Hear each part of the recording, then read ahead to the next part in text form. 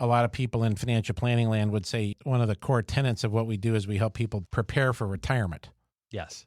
Well, another one of the paradoxes is that you and I really can't stand the concept of retirement. What is retirement? Right? Well, in Sure. the conventional sense of, I'm done. Right. I earn no more money. I don't really do anything else other than pursue a life of leisure. That's oversimplifying, I realize, for a lot of people. But And there's a going lot away. of people. And it's going away. Because that's for those that can even get to that point, if that's what you covet, That's going to become a rare privilege air. and not a right. Yes. With the world we live in today, the concept of old retirement is going to become a privilege.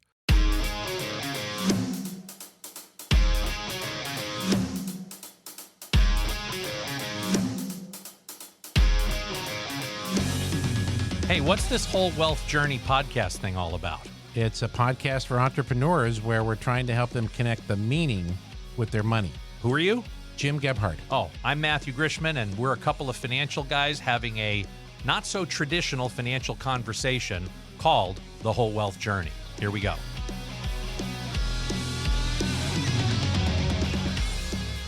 We're back in studio, and it's that time, folks. It's gratitude time. What are you grateful for? I had a wonderful Sunday with the family. So our oldest son, Jack, is headed off to his first semester of college. And it's not the conventional move yourself into the dorm. He's going to be a freshman at CU Boulder, but it was a deal with the business school where he was on the wait list.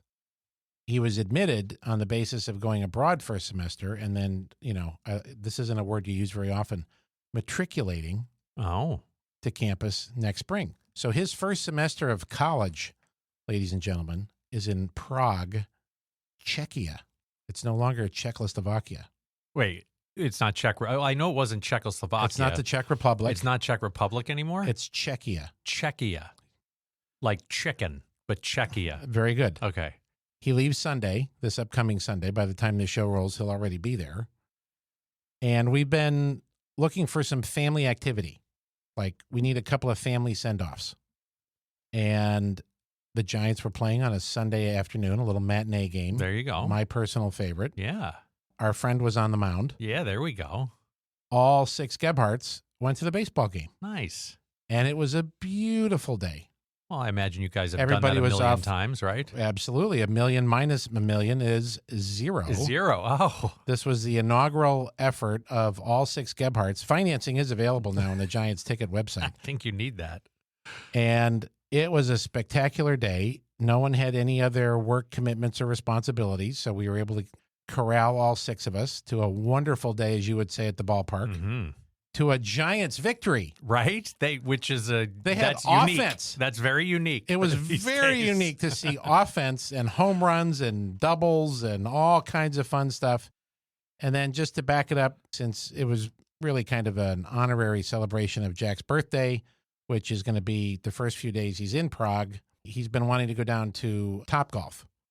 So while I can't drag his fanny out onto the golf course for free, he wanted to go to Topgolf. Wow. And there's a Topgolf in Burlingame down by the airport, which, by the way, has got to be the most spectacular Topgolf there is, because you have an absolute 120-degree view of the bay. Oh, so you're plane spotting the whole time. And We were plane spotting Yeah. because of Emily's current obsession with Flight Aware. Oh, the app. And we're watching, this one's from Dubai, and this one's from London, and this one's from Charles de Gaulle, Sure. and this one's from Frankfurt, and as we're hitting golf balls and eating chicken wings. Nice. Did you find Miles? Did he fly over He you did. at He one waved. point? He did. He did. Oh, He good, tipped. good. He tipped the wave, the wing to us. Fantastic. So it was just an absolutely awesome family day, and watching the four of those knuckleheads interact and goof around and all their little inside sayings with one another was very, very meaningful. And I just kind of sat back and laughed at times and listened to them do their thing. It was a wonderful send-off. Well, and as you have said to me more than once, this is no small conversation. What are you now, 35, 36 years old? Yeah. You going on, right? I got shoes that old. For my friend somewhere here in his mid-50s with a seasoned brood of children, right? It's not like the four are littles anymore. Yep. For you to still have a first like that? Yep. I mean, you've been to Giants games with each of the kids. I've been to Giants games with each of your kids, but for you as a family to have a first like this together at this point in life, boy, that's beautiful that we can still have those. Wonderful. Thanks for sharing that. Absolutely a spectacular day. Nice. And Nice. yeah, just a great send-off.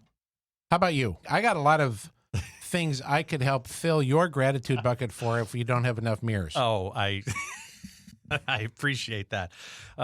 Okay, one of the things I am grateful for today, we might have a little more gratitude that gets sprinkled in throughout the day, but this one has to do with the comment you made when I sat down with a cup of coffee in the middle of the day.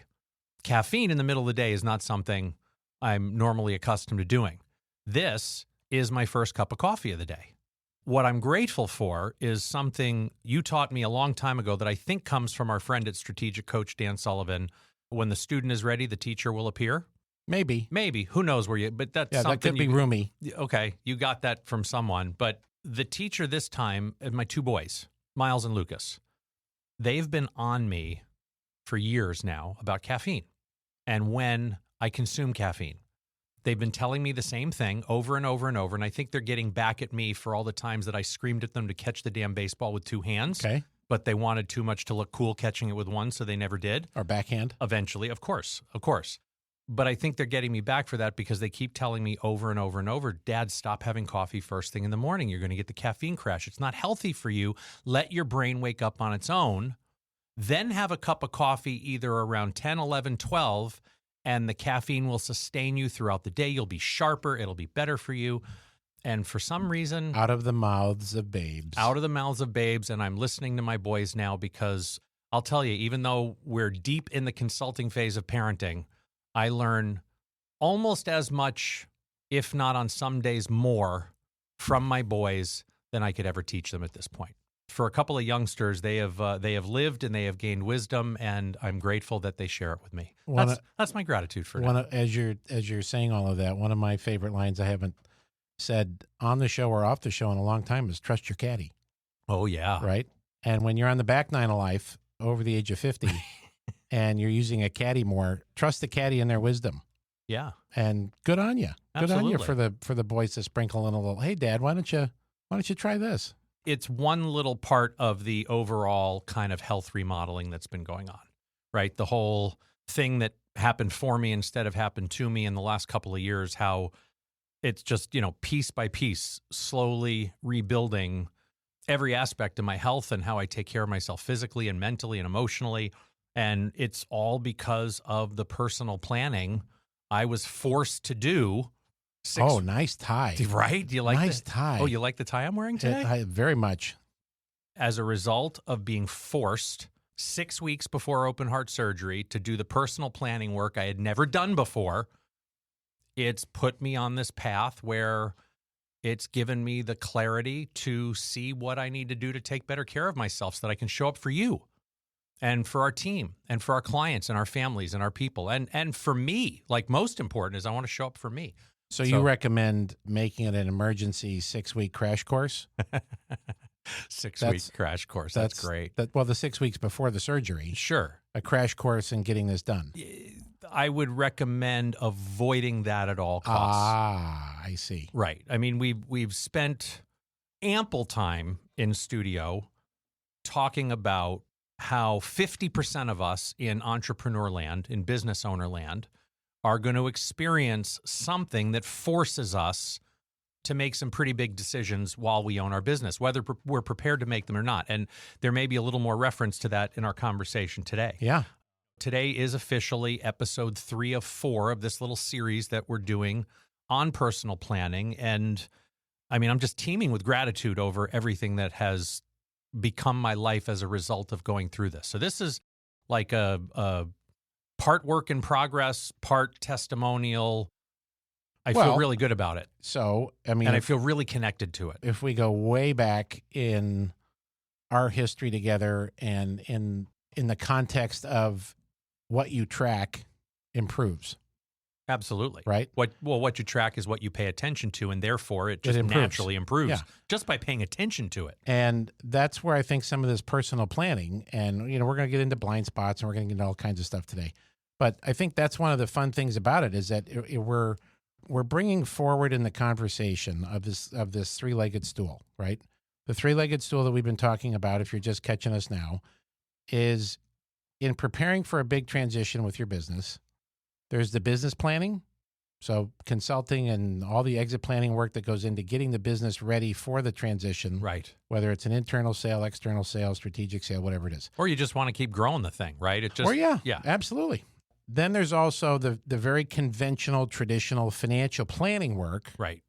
That gets you ready to know, can we sell this thing? And if it's at a point at which that's going to sustain, ma and pa all the way to the finish line economically, if I'm not going to build something else, start something else, or be a greeter at Walmart. Right. Get the business in order, get the personal financial house in order. Makes sense. So those two legs of the stool are traditional. Very traditional. Yeah. Now we are bringing into the conversation with this series this whole concept around personal planning, which is what the hell are you going to do, Bob, after you sell this thing? Yep.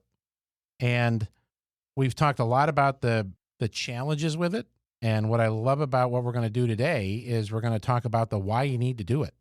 Well, yeah, we covered the barriers, right? I mean, what kept you and me from doing the work before Adventures in Cardiology, right? And I think we kind of... That'd be a good album name. We're working on it. It might be a book name. But what didn't we do? Why didn't we do it? And what were the barriers that kept us from doing it? Now we're going to talk about the antidote to those barriers, right? The barriers of the critical third leg, that if you can break through those barriers and see why personal planning is so important for you to discover what Life 3.0 is really all about, then it becomes this like transformative experience that it's almost hard to describe until you've actually been there and lived it, which I think we're living a little bit. So maybe you'll feel it through us a little bit. The investment of time that you're going to make in this personal planning area is going to sprout some wonderful dividends. Oh, look at that, Mr. Financial Planner. Nice one. Well, hey, got to tie it back a little bit. Mr. CFP's coming out. Right. I love it. And these may not germinate overnight, right? They may take a little while for these dividends to burst, but it is an investment in time that as we go through this, I think it's going to be pretty exciting for people to realize that it doesn't have to just be, I sell the business, I walk away, and then I'm going to figure it out. Sure. Absolutely. We're going to get into this, the first antidote here to the whole fear around doing it, because we've seen it, right? I mean, we know the stats don't lie. 75% of business owners that have been studied by the Exit Planning Institute in their 2023 Ownerness Readiness Survey regret the transaction a year later, and it's not about the money. Of course. One of my favorite movie characters of all time is the character Billy Crystal plays in When Harry Met Sally. And I forget the character name in the movie, but it's Billy Crystal. It's Billy just being Billy, like Jason Bateman just plays Jason Bateman, Billy just plays Billy. And what has always stuck about this character is something he does in the movie over and over and over is when he sits down to read a book, he has to read the very last page before he decides whether he's going to read the book or not. So I've become a big fan of knowing where we're going before we start. So Do you read the last page? I read the last page before I start. Really? Absolutely. Oh. I sometimes read the last 2 or 3 pages. What about a movie?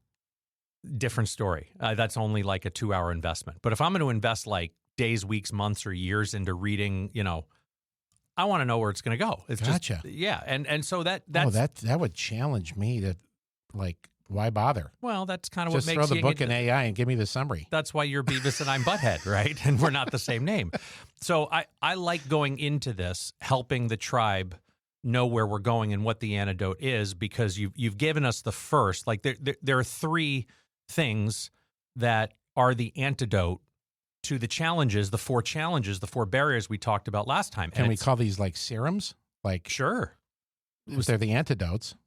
And those 3 serums are the 3 C's: clarity, confidence, and capability. That's what you're going to get from today's episode. That's what you get.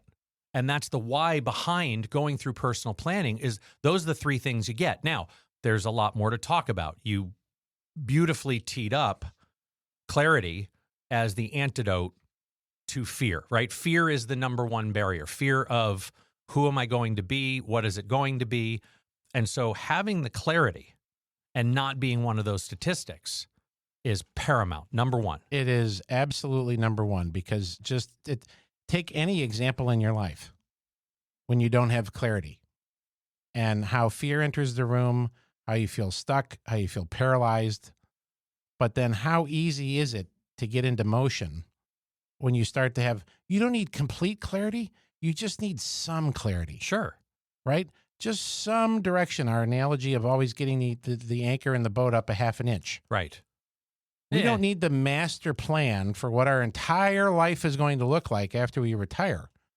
But, oh, baby, it'd be fun if we had like the first 12 to 24 months. Well, sure. I mean, the greatest example is what you shared last time, which is, who's Jim Gebhardt if he's not the president and CEO of Gebhardt Group? I was thinking a lot about that, to put just a slightly finer pencil on it. Uh-huh. And your pencils. For me, it's not so much this like the CEO role, because I just think of like, some multinational corporation. For me, it's going to be the impact, because all I've ever wanted to do in this job is have deep, meaningful relationships with our clients and our partners, and have impact and have meaning.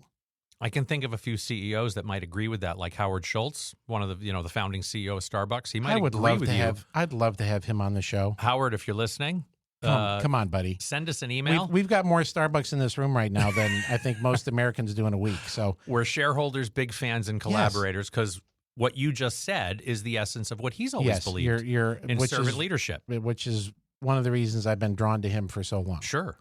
That is something that a lot of entrepreneurs struggle with, is who the heck am I going to be after this business that I've created is gone and I'm no longer involved? Well, fortunately, the solution is this idea of personal planning to get crystal clear on what that's going to look like. And first, understanding as an entrepreneur, and I'm going to pick on you, Jim Gebhardt, CEO and president and impact creator at Gebhardt Group. Dude, you're not a sustainer. You're a builder. And to think that you've saved this big pile of money, and then one day we're going to sell Gebhardt Group, which puts another big pile of money on top of your pile of money, and then you're just going to like buy a bunch of muni bonds and sustain that for the rest of your life and get your 4% tax-free income and be comfortable. Holy cow! Comfortable, your favorite word. You comfortable. That's comfortable. Right. The only thing comfortable I can think of with you is just not being out in 100-degree heat. Then you're comfortable. That helps. Yeah. But in life, when you're comfortable, something's wrong. Like when you're comfortable. And this is what's always drawn me to you. And it's what draws me to all of the entrepreneurs that we have attracted and begun to work with, is that we're all builders. We're not sustainers. So I think let's just breathe on that for a second, because I think a lot of people may not have heard that before. Okay.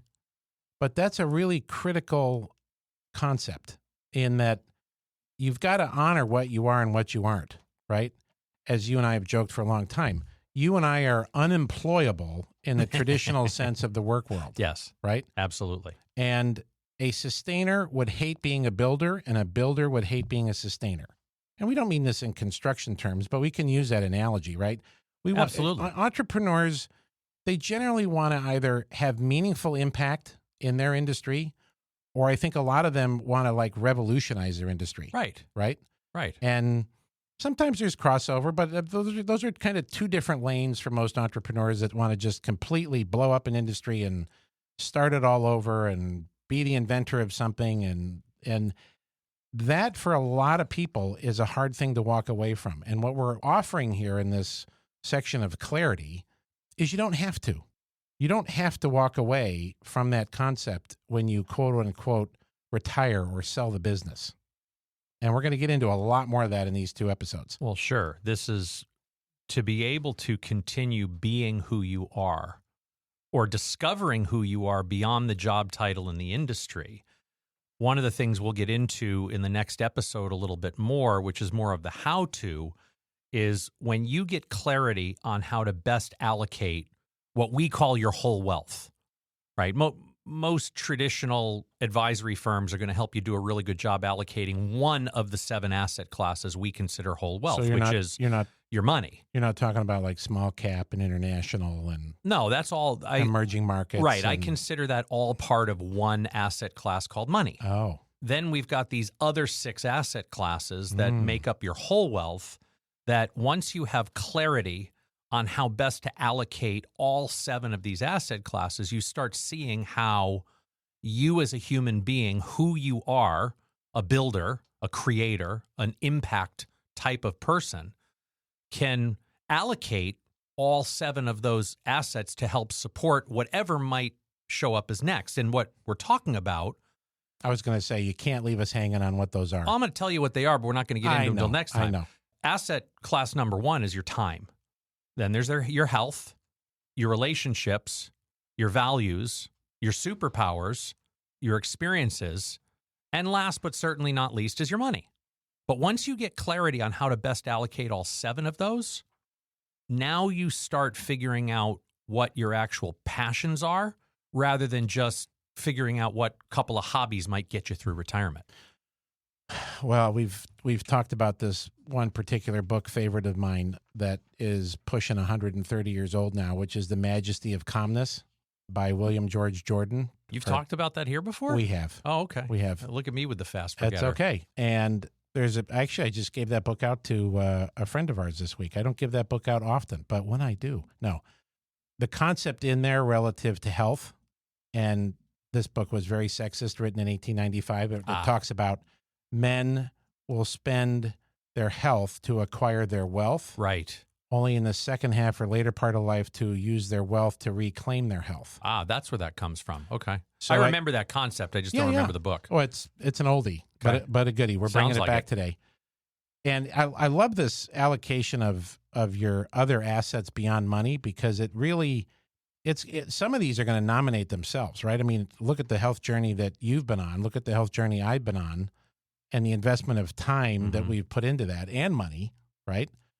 There's going to be a lot of folks that I think, if they can start in this clarity phase, to start and look at, are there relationships I need to go remodel and restore and renew? Are there aspects of my health that I need to do the same with? Sure, absolutely. I think that's where people can start to get excited about how they're going to spend some of this time, because, right? I mean, we're essentially saying you sell the business and we're going to give you a big bag of money and a big block of time. Now you've got to go craft what you're going to do with it. Sure. Well, the payoff to the planning, to having this clarity, is you're no longer white knuckling this big unknown future and putting on a mask every day like it's all okay. You're going to make better decisions today that you're going to be more confident with, because you know where you're heading. And I think most important is you wind up not being one of the 75%. The 75% of business owners who regret the transaction 12 months out because of everything but the money. So that's a statistic that once you hear it, you can't unhear it. No. And it's stuck in my head. It's completely stuck in my head. And that's where what we do with this whole wealth journey is all about, right?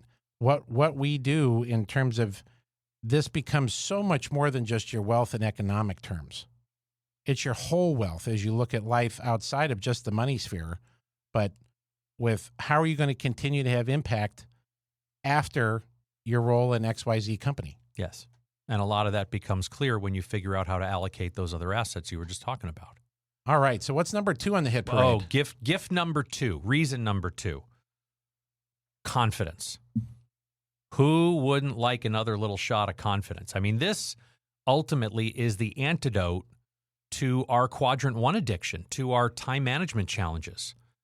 This idea that we've got this problem, right? What part of what keeps us from doing this planning we've talked about is this idea that we're constantly stuck in Quadrant 1 activities, these activities that are right now important and urgent, where we're dealing with running the business, making payroll, returning client phone calls, mopping up messes, making sure the supply cabinet's full. I mean, as a business owner who's trying to control everything, it's what needs to happen in my business today, and where the personal planning often gets left out, as does the personal financial planning, is because it's Quadrant to I'll get to that later. time. Right. I'll get to it later because it's important, but it's not urgent.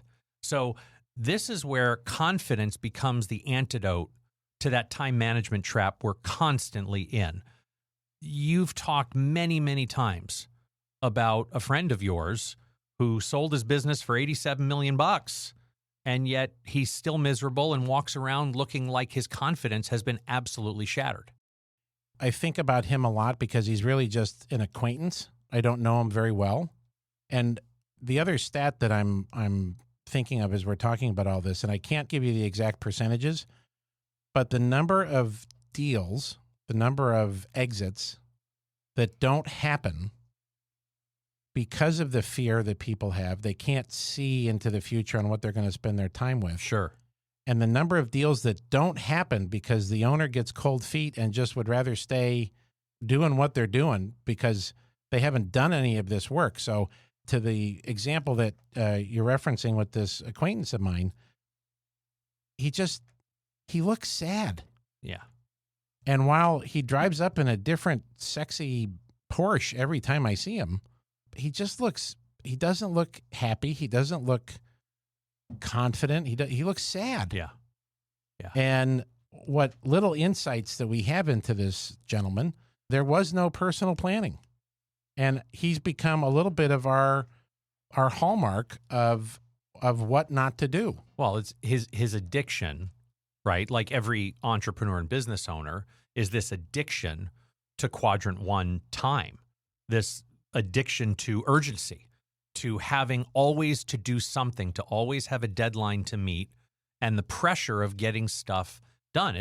I mean, you and I, admittedly, it's what often fuels us is the excitement of, sure, I got to get shit done today, sure, right? And we just feel good about chunking it off the list. So where we lose confidence is when that disappears.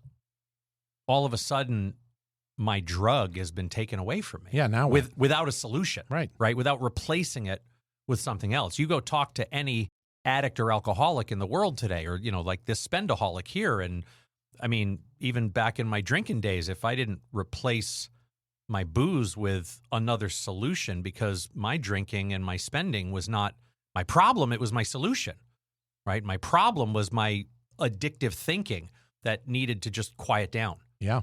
So what do we give the business owner who's addicted to that time chaos?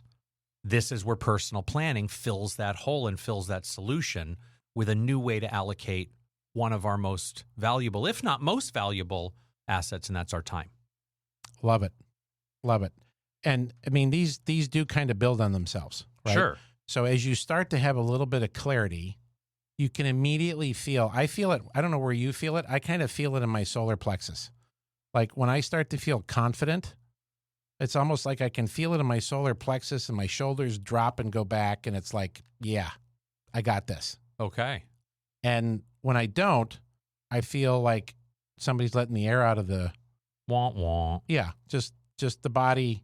I've got Bo in my head right now, our dear friend Bo Eason, and all the physicality that he teaches and trains on, and how, he looks at how you present and how you stand and how you carry yourself. And you can almost tell when some people are confident and when some people are not. Sure. And I love how these kind of build to where it becomes an unshakable confidence because you have clarity in your future.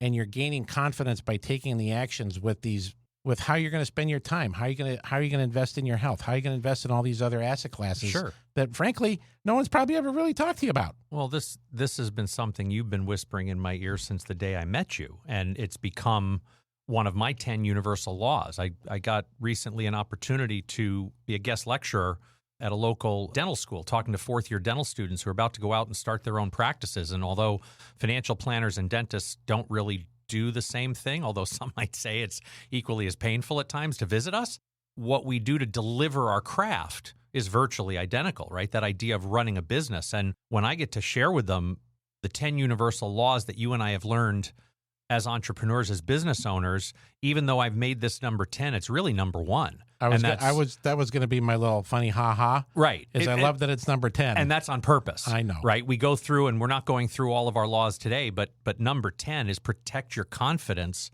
at all costs. I mean, Think about this for a minute. Who do you surround yourself with? What do you say to yourself when you look at yourself in the mirror? What do you consume?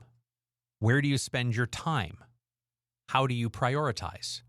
And what I mean by prioritize is who comes first? Do you come first? Oh, yes. Or does everybody else come first as a business owner who will often not take care of themselves for the sake of all the people we're responsible for? Yet every time you and I get on an airplane, we are reminded about one of the most important bits of self-care we always need to remember, which is what? Eat the peanuts. What comes after you eat the peanuts? Put your oxygen mask on first. Right. Put your own mask on first. Even if you have a kiddo that's sitting next to you, you don't put it on the kiddo first. You put it on you. No, absolutely. And if you figure this out and realize how important protecting your confidence is, and you do this little self-check, these questions we just asked, the payoff is this idea of sustainable confidence and walking into a transaction from a position of strength and not a position of weakness. Something you've always preached to me about every decision we ever want to make as a business owner is to be in a position of strength and not a position of weakness or desperation. Hallelujah. And talk about modeling as a leader, healthy, confident behavior, not just for your colleagues at work, but how about for your family, for your children, for your community? For your peers. Absolutely. Mm-hmm. Absolutely. Because if you think about that little checklist that you went through there are confident and not confident aspects of every one of those questions. Yes. Right?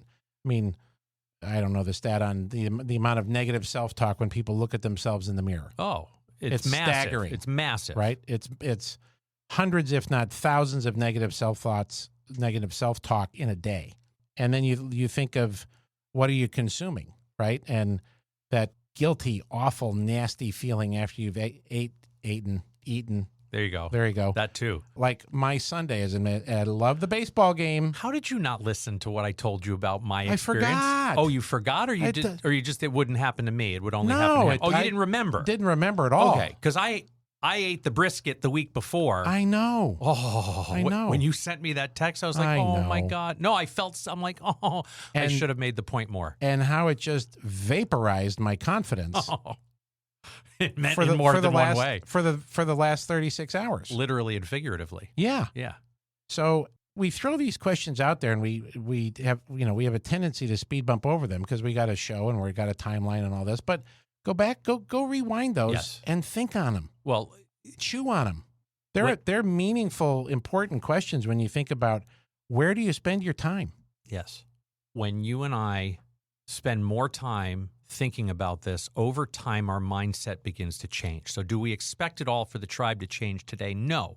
But if you've been with us for 170 some odd episodes, your mindset might be starting to change. And what I mean by that is you and I, when we talk about what we consume, what we put in our bodies, we're starting to redefine what we would consider to be a treat.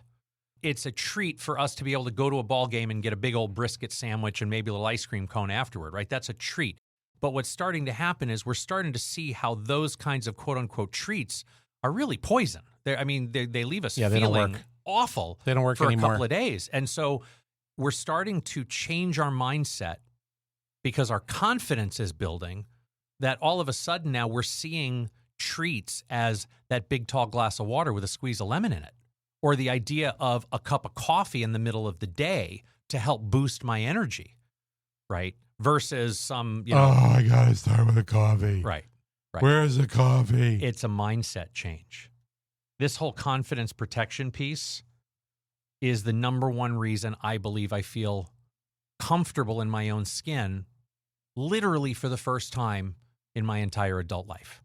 And this has been building for a little bit, but that ain't no small conversation. Oh, God, no. That's why we're having this conversation, because this is not a small conversation. Yeah. All right, what's the third thing we get? Well, these kind of go hand in glove, hand in hand, hand in glove. Glove in glove or hand in hand. We go from clarity to confidence to capability. Boy, that's a good word. Because all of a sudden what starts to show up when you've got clarity on the direction that you're heading and a sense of confidence in yourself and in your future is capability shows up in all different kinds of ways. And The problem for a lot of entrepreneurs, which this is kind of one of the hallmarks of what we do, is we bring blind spots into view. And the blind spot around all of this personal planning that isn't happening starts to present them with these blind spots that they didn't even know existed. I've always called you a blind spotter trapped inside the body of a financial planner. Yeah. I mean, as much as your big left beautiful brain can calculate stuff and sure. We have computers for that now. We have computers and artificial intelligence to do that. When I have watched you over and over get to know a human at their core and be able to hold the mirror up and show them some blind spots in a way where they could see it. It's beautiful to watch. And so this becomes, capability, feeling a sense of capability becomes the antidote to these blind spots that are keeping you stuck and unable to move forward because you lack this sense of I'm not capable of moving forward. Well, and I know we're going to continue to talk about this, but the whole DIY version of this, where people are trying to do this perhaps on their own, right? But not having a collaborator or a coach or a quarterback or whatever label resonates with you in terms of the teammate that's going to help you here. But that's really what you're looking for, is the blind spotter. Yeah. I mean, in business, you hire different consultants to come in and help you look at your business in a way that you're like, oh, I never thought of that. Mm-hmm. Wow, that's a damn good idea, Tom. Right? Well, that's the same thing applies here in the lane of personal planning. Yes. Is helping people connect dots on things that they can't see themselves. And that goes back to my whole thing of wanting to just have impact, right? Because most of these entrepreneurs, God bless, are going to have enough money. Money's not the problem. Money's really not the problem. There can be some money problems in terms of those clients that we work with where, and there's studies on this, where they feel as though too much money could have a negative impact on their family down the road in terms of desire and all this. But most of the clients that we're working with are going to have enough to live the life they want to live their life. And this is not really a money problem. Do they believe that? Most do. Or is that one of the biggest blind spots? I would say when we get through with the financial planning aspect of what we do. Sure. I'm talking about when they walk in the front door. Oh, no. They don't. Most entrepreneurs you and I have ever met, when we first meet them, lack the capability of thinking they've saved enough or they have enough, and their number one fear is being broke. Yeah. Right? Because they don't feel a sense of capability from saving enough and creating the wealth. There's always this sense of fear. And again, getting that clarity, that confidence, and then ultimately this capability, you finally feel that you have enough because it becomes more it becomes more than just about the business and what am I going to do next in business. It's about the whole wealth and all of these different asset classes that I now feel capable in, and I can get my eyes off to just that one money bucket and start focusing on more. It's more. It's more, but not necessarily just more money. It's more meaning, it's more life, it's more impact, it's more in a different definition because you've checked the money box. Oh yeah. Well, and this is one of the ultimate paradoxes of business ownership is we're sitting here talking about capability without talking about how. This is not about learning how to do all of this. This is about who. And that, that's a recurring theme. What the who, not how theme is going to continue to recur throughout this entire process, because where you're building capability is through your connections with other people, not through this isolation of I'm just going to bury myself in the books and the YouTube videos and I'm going to learn how to dig myself out of this and figure out what's next. Deal. Right. After the deal. When the deal's done, I'll have plenty of time to figure this out later. That's what I'm going to spend my time doing. And so it's a unique form of capability that's one of those big blind spots that it's not about how, it's about who. One of the concepts in strategic coach in Dan Sullivan's land that I just love is this concept of creating a bigger future. And when you start to do this planning work and you've been riddled with fear and you've been stuck and you can't really see how this is going to evolve, as you go through this process and you start to have the greater sense of clarity that leads to the greater sense of confidence that leads to greater capabilities, now you can actually start to envision a future that is bigger than your past. And just let that sink in for a second. Yeah. And it's not necessarily that you're starting your next, maybe it is starting your next business or the business you always wanted to start, but it doesn't have to be that anymore, right? It could be the foundation that you wanted to, or the orphanage you wanted to start, or, you know, the million meals that you wanted to give away, whatever it is. Now you're in a position, and this is where it just, it's like a vortex that spins on itself faster and faster in a better way when you can start to envision a future better than yourself, which now motivates you to get your feet on the floor and get in motion on those 7 different asset classes that now you're excited to go build. Sure. Well, you talked about this in the last episode. I mean, there's no job on planet Earth that has more impact potentially than that of the President of the United States. And we referenced that last time, and when it's so important and so meaningful to this conversation that we got to bring it up again. I mean, 100%. when you think about the impact and the pinnacle of one's career as President of the United States, and yet someone like Jimmy Carter, who created a bigger future, right? I mean, the number of presidents that created a bigger future beyond being leader of the free world is just mind-blowing. It is mind-blowing. Because of the personal planning work that was done in advance of coming out of the White House, and I would even challenge to say that I bet, and I don't know this from talking to any of them, I've met one of them once, but I haven't talked to any of them about this. I would imagine they started with the end in mind. I would imagine they went into the presidency prepared for what life after the presidency was going to look like, or at least they had an idea of it. I so desperately want to believe that. I'm gonna believe you're putting it out there. I'm putting it out there. I like it. And maybe there was some refinement based on how did the presidency go, because I don't think Jimmy Carter walked into the office thinking that he was going to lay a turd for 4 years as a president, only to come out the other side as one of the most influential and impactful humans ever to walk planet Earth. Yeah. Right? Yeah. So maybe a little bit of both. I think the payoff to having this newfound capability, this almost paradoxical capability, is you've now given yourself limitless growth.